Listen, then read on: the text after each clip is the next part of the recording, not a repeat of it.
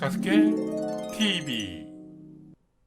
크겠구나. 네, 그리고 무관심층이 정말 커요. 그러니까 그렇게 하려고 정부가 만들어왔고 역사가 그런 것도 있습니다. 그리고 여러분이 아마 역사를 공부해 보시면 아시겠지만 적어도 동북아시아에서 혹은 뭐 동아시아 전체로 봐도 좋습니다만 민주항쟁을 통해서 어떤 정치적 권력을 획득하는데 일부라도 네, 어느 정도라도 네. 희생은 있었지만 네네네. 성공을 거둬본 나라는 한국밖에 없어요. 일본 같은 경우에도 성공했던 적이 없습니다. 그렇기 때문에 일본은 아예 없는 거죠? 아니요. 있었습니다. 있긴 일본이 원래 70년대, 80년대 굉장히 극렬한 시민운동이 있었고 있었어요. 어떤 그 새로운 사회를 만들어 보겠다라는 움직임들이 있었는데 네네네. 그 와중에 좀 불행한 사건들이 좀 있었어요. 그러니까 예를 들면 시위를 하시는 분들 중에 좀 극렬한 분들, 그러니까 좀 극단으로 가신 분들이 약간 좀 비인권적인 행동도 하셨고 뭐 이른바 전공투 사태라고 불리는 그런 사태들이 있었고 그게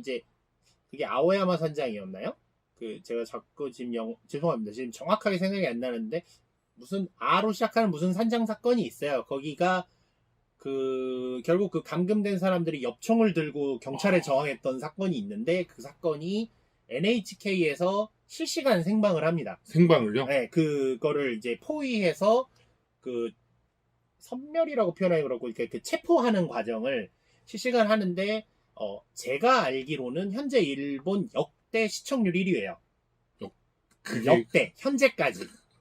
너무 충격. 그러다 보니까 예를 들면은 사실은 그런 시위를 하시는 분들이 일단은 의지를 가진 분들이 계시면 그분들에 대해서 시민들이 이제 동조를 하기 시작하고 참여를 하기 시작하면서 저희 촛불 커지듯이 네네네. 촛불도 뭐 저희는 모두가 들고 일어나긴 했지만 그래도 그걸 좀 뭐 조직을 한다든가 좀 이렇게 뭐 스피커를 빌린다든가 하는 조직들이 있잖아요.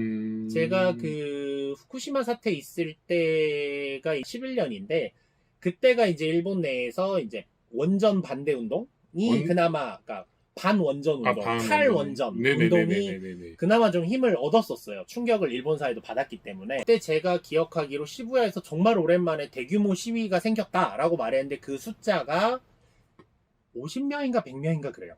1억 2천이 있는 나라에서 100명이 모인 거예요. 근데 그게 정말 몇십 년 만에 대규모 시위인 진짜 거예요. 많이 모였다는. 정말 큰 시위인 거예요. 근데 그러면 물어볼 거야. 왜 그 사회는 정치에 관심이 없어요? 그거는 굉장히 얘기하려면 깁니다. 그리고 여러 가지 분석 이유들이 있어요. 그런데 뭐 쉽게 말해서 관심을 안 가져도 자기 삶에 큰 영향이 없다고 느낄 수도 있고 혹은 그 정치 체제상 내가 정치적 권리를 행사하는 것이 직접적으로 영향을 안 미친다고 느낄 수도 있고 일본은 현재 간접선거 제도예요. 그러니까 이게 상원의원, 중의원이라고 그러는 일종의 미국의 상원의원에 해당하는 게 있고 하원 의원이 있는 구조인데 중의원 선거는 저희가 합니다. 구역별로 이제 의원을 뽑으면 그 의원들의 투표로 총리가 선출이 돼요. 총리가? 그러니까 말하자면 아베 총리를 뽑는 게 아니라 자민당이죠. 자민당의 의원을 내가 뽑으면 그 의원들이 당연히 자기 당의 대표를 총리로 뽑을 거잖아요. 그렇죠. 그런 식으로 되거나 아니면 예전에 그 과반수를 못 만들었을 때는 정권이라고 그래요. 연립정권이라고 그래서 옆에 당들을 이제 어떻게든 뭐 로비를 하든 뭐 하든 설득을 해서 우리가 총리 하는 대신에 뭐 니네 뭐 준다 뭐 이런 식으로 해서 총리를 만들어요. 그러다 보니까 저희가 생각하는 것보다 아베에 대한 심리적 거리가 멉니다. 저 사람이 일을 잘하면 좋겠고 이거에 대한 건 당연히 있지만 내가 뽑은 사람이라는 인식이 제가 느끼기엔 그렇게 크지 않아요. 요번에 제가 또 놀란 것이 요번에 제가 이제 가 있는 동안에 일본에 그 중의원 선거가 있었습니다. 이렇게 선거 포스터 붙이는 판이 설치가 돼 있어서 실제로? 선거 포스터들이 막 붙어 있는데 그래서 저는 그걸 기다렸어요. 언제 우편으로 그 공보지가 오나. 저희 왜 투표하신 서민분들 알겠지만 저희 투표하게 되면 선거관리위원회에서 이렇게 봉투 옵니다. 봉투. 그러니까 어디 가서 투표하십시오와 함께 그 안에 이제 리플렛들이 오죠. 이렇게 거기 보면 뭐 학력이 뭐고 어딜 나왔고 뭐 재산이 얼마고 뭐 범죄 경력이 뭐가 있고 뭐 그다음에 이 사람은 어떤 정책을 펼치고 어떻게 생겼고 어느 당 소속이고 우리가 그걸 다 알 수 있잖아요. 안 와요. 그런 건 배포해주지 않습니다. 본인이 정 원하면 신청을 하거나 아니면 온라인을 통해서 볼 수는 있어요. 그걸 우편으로 보내주거나 하는 시스템은 없더라고요. 저희도 텔레비에 맨날 나오는 정치인은 알지만 어떻게 다 알아요, 그걸. 그렇지. 그다음에 이미 이거는 많이들 아시겠지만 일본 투표의 제일 최악은 투표 방식입니다. 그 이름이 한자잖아요. 네네네. 그걸 가서 수기로 써야 돼요. 수기로? 네, 손으로. 그러니까 예를 들면 제가 김신각, 그러니까 볼 커스텀이죠. 오? 볼 커스텀을 뽑고 싶으면 네네네네네. 볼 커스텀을 뽑고 싶으면 제가 이제 투표소에 들어가서 네. 볼 커스텀이라고 한글로 써야 되는 거예요. 틀리면 무효표입니다. 아 진짜로요? 네. 아니 이게 어렵잖아요. 그러니까 한자 글씨가. 쓰다가 획을 잘못 썼다. 네, 그럴 수 있잖아. 바이바이 바이바이야 바이바이 바이바이야. 이거 진짜 직역인데? 우리는 이거 찍는 거잖아요. 도장 찍는 거잖아요. 선택하세요. 그래서 네, 그리고 이게 찍는 거잖아. 도장칸도 옛날에 비하면 좀 넓어져서 예, 이렇게 예, 여유가 예. 있고 예, 그렇게 돼 있는데 이게 뭐 이렇게 찍는 게 부담스럽고 막 그런 게 예, 아니잖아요. 예, 예. 우리는 그냥 선택하고 그냥 이렇게 그리고 도장 찍고 나오면 되잖아. 더 무서운 건 투표소 들어갔을 때 그 안에 후보자 이름이 적혀 있지 않습니다.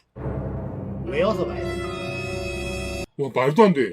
굉장히 정치에 관심이 있거나 내가 네네네네네. 여기에 뭐 강렬한 뭐가 있는 게 아니면 네. 의미가 없는 거예요. 아유, 굉장히 와. 신경을 써서 투표를 해줘야 되는 와 거죠. 소름인데? 완전 소름인데? 투표율이 저조할 수밖에 없네. 네, 완전 그럴 소름이다. 수밖에 없죠. 그래서 예전에 일본에서 많이 와. 했던 게 뭐냐면 특히 일본은 정치인이 출마할 때 예명을 쓸 수 있는 나라인데 네네. 예를 들면 지금 김성우잖아요. 네. 김성우인데 출마할 때 배용준으로 출마할 수 있어요. 미리 신청을 하면. 그러면 예를 들어 A라는 지역구에서 투표를 하는데 그 지역구의 유력 후보가 소령님이야. 예컨대. 네네. 근데 이 형이 들어갔어. 네네. 근데 이름을 소좌로 만들어서 들어가는 거야. 바로. 그래서 사람들이 헷갈려서 헷갈리지. 소령이었나 소좌였나 하고 뽑아서 이 사람이 당선되는 케이스가 실제로 있었습니다. 정치를 하기 어렵고 그 다음에 이제 좀 돌아와서 생각하시면 여러분도 지금 뭐 여기 우리 취미 하시는 분들 중에 고학력자도 있으시고 이런 정치 문제에도 관심 많은 분도 계시겠지만 솔직히 전혀 관심 없는 분도 계시죠? 있죠? 네, 전혀 관심 없는 분도 계실 겁니다. 그런 개념들 모르잖아요. 근데 그거와 달리 그러면 너는 그런 것도 안 보고 뭐 하냐? 저희 그 사이에 건담 봤잖아요. 애니메이션 보고 게임 좋아하고 했잖아요. 저 요번에 한 달 동안 일본 가 있었습니다. 매주 행사 있어요. 매주 뭔가 행사가 있어요. 건담이 됐든 보카로이드가 됐든 무슨 러브라이브가 됐든 뱅드림이 됐든 뭐 행사가 있습니다. 그리고 뭐 인터넷에서 뭐만 하면 뭐 아시잖아요. 반다이 뭐만 하면 예약하래. 이것처럼 매번 뭐가 올라와요. 계속 올라. 그러니까 그러면 여기도 그랬어? 그러면 여기도 거기에 옥션도 있습니다. 네, 지금 제 눈앞에 그 옥션 피해자가 계신데요. 성우야, 에바 올라왔니? 매일같이 안 사는 건 하나더라도 매일같이 들어가야 되죠. 혹시 아. 뭐가 올라왔나? 혹시 또 싼 게 뭐가 있지 않을까? 검색하는 시간을 쓰죠. 그러면 아니 맨날 뉴스 볼 시간에 이거 했잖아요. 여러분들도 사실 반다이몰 많이 이용하시는 분 이번에 한정판 뜰 건데 도대체 이놈의 클럽 진행 미리 얘기를 안 하니까 몇 시야? 갑자기 있는데 갑자기 형!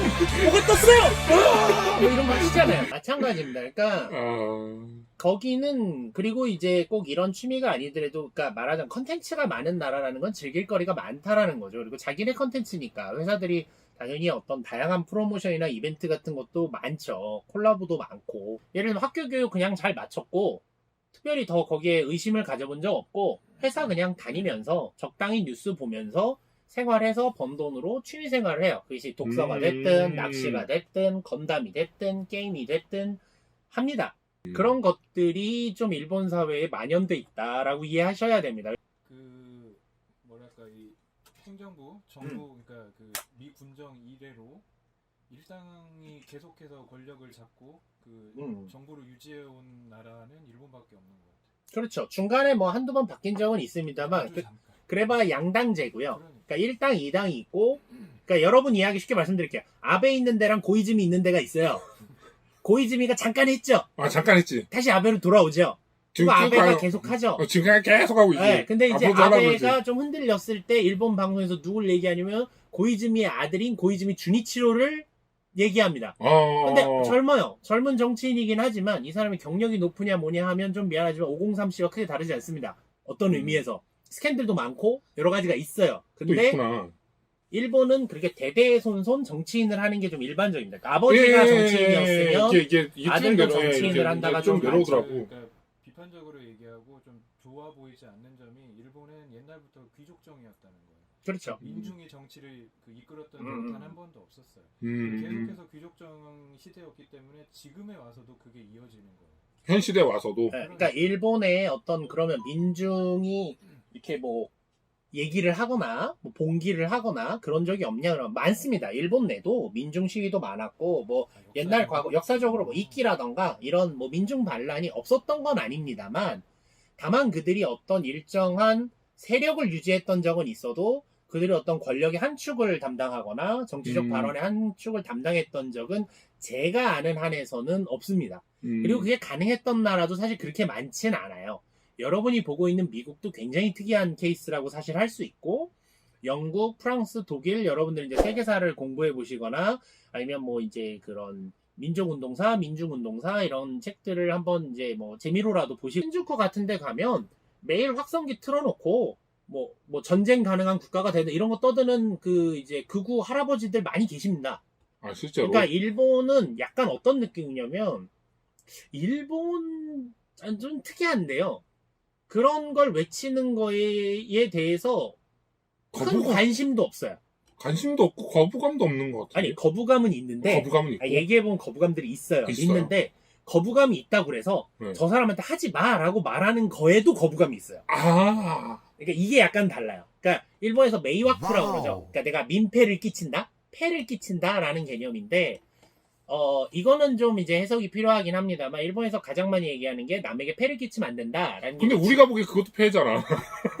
아니 그러니까 좀 그런 거죠. 예를 들면 여러분들 솔직히 우리 얘기하는 우리가 촛불하고 이럴 때 촛불 시위 할 때 생각해보면 그러니까 지금 보시는 분들 중에 촛불을 지지했던 분도 있고 아닌 분도 있을 테니까 근데 저는 지지했던 사람입니다. 밝히고 얘기를 할게요. 저는 옛날 영상을 찾아보시면 같이 시위에 나갔던 영상도 있었습니다만 저도 지지했습니다. 근데 우리가 그걸 할 때 일종의 좀 그런 거 있죠. 정의라던가 이건 옳은 일이다 라는 어떤 신념을 가지고 그 시간을 써서 나가서 촛불을 들고 외쳤던 거잖아요. 근데 일본 사람들하고 얘기를 해보면 너가 그걸 옳다고 말하는 건 알겠는데 내가 옳다고 느낀다고 해서 그걸 너한테 강요할 수 있을까라고 생각하는 거죠. 상대를 존중해 주는 거긴 해요. 예를 들면 그런 게 어딨어 뭐 이래야지 같은 건 없는 거예요. 제가 이상한 소리를 하는데도 쟤는 저렇게 하는 이유가 있겠지 하고 넘어가는 거예요. 예, 그래서 뭘 말씀드리고 싶었냐면 이 문제에 관심이 굉장히 많은 사람들도 있습니다만 언론에서 떠드는 것만큼 관심은 없어요. 제가 경험한 바로는.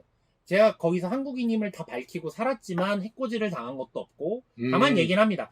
요새 한일 관계가 안 좋은데 좋아졌으면 좋겠네요 정도 얘기해주는 사람들이 있었고 요번에 원패에도 갔었고 C3는 심지어 딜러로도 갔었고 C3는 그 딜러로 네 딜러로 갔었는데 거기 분들하고도 뭐 그중엔 그런 분도 있었어요. 뭐 이렇게 관계가 이렇더라도 뭐 속된 말로 오타쿠끼리는 뭐 다 같은 친구 아닙니까? 뭐 이런 말 하는 사람도 있고. 실제로? 네, 그러니까 뭐 이런 것 때문에 우리 취미 활동이나 이런 데서 영향 안 받았으면 좋겠다. 뭐 이러거나 아니면 뭐 하시는 분들 중에 사실 우리 뭐 조상 중에는 뭐 한국인 피도 있다든가 뭐 그런 경우들이 있죠. 그런 거 얘기하시는데 하면서 친근감을 한국에서 왔다고 그러는데 그러냐? 그냥 뭐 이 정도예요. 다만 언론에서 하도 떠들고 있기 때문에 한국 사태가 이게 심각한 모양이다도 있어요. 그리고 트위터에 보면 갈립니다. 이것도 이제 아베나 이런 사람들도 한국이 뭐 거짓말을 많이 하고 막 이런 거 있죠. 우리 많이 본 거.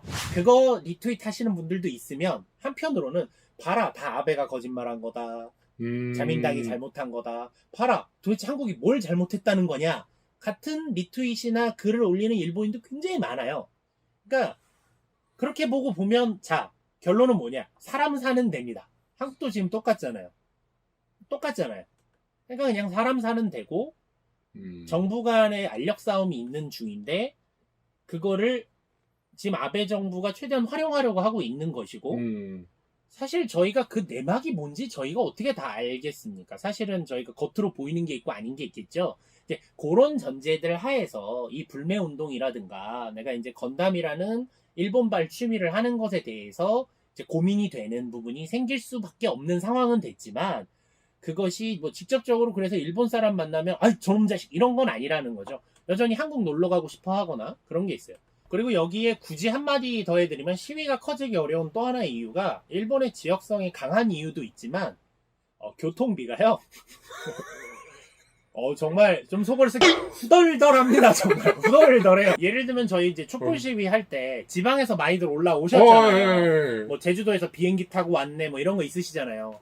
제가 정확히 말씀드리겠습니다. 도쿄에서 홋카이도나 오키나와를 가는 비용이 비행기로 서울에서 홋카이도나 오키나와를 가는 비용보다 훨씬 비쌉니다. 일본 국내선이 정말 비싸고 기차도 비싸고 뭐 여행 가보신 분들 알겠지만 환승도 안 되고. 제가 보통 그렇죠. 환승 그런 건 없죠. 없어. 환승제도 없고 그냥 1일권 정도는 있는데 1일권 쓸 거 아니면 없죠. 그래서 여행 가시는 분들이 1일권 쓰면 좋은데 또 1일권이 JR권과 메트로권과 또 개인권이 다 다르죠. 다 틀려. 동선을 이 통합이 아니야. 좀 안 돼요. 그래서 1일권을 쓰는 도중에 굳이 따로 돈을 내야 되는 상황들이 발생을 하죠. 일본이라는 나라가. 그러니까 교통비가 굉장히 세고 지역과 지역을 넘나든다는 생각이 잘 없어요. 아무리 내가 의지가 있어도. 그치. 이게 현실에 부딪히면 꺾여. 의지가 있어도. 아니, 그리고 한 번은 가봐. 아니, 그래.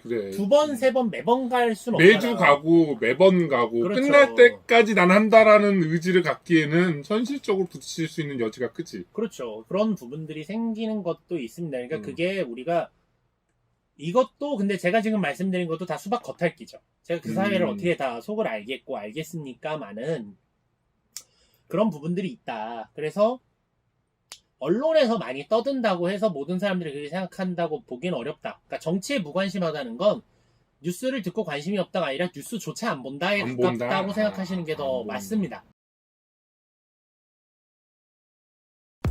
구독과 좋아요 부탁드려요.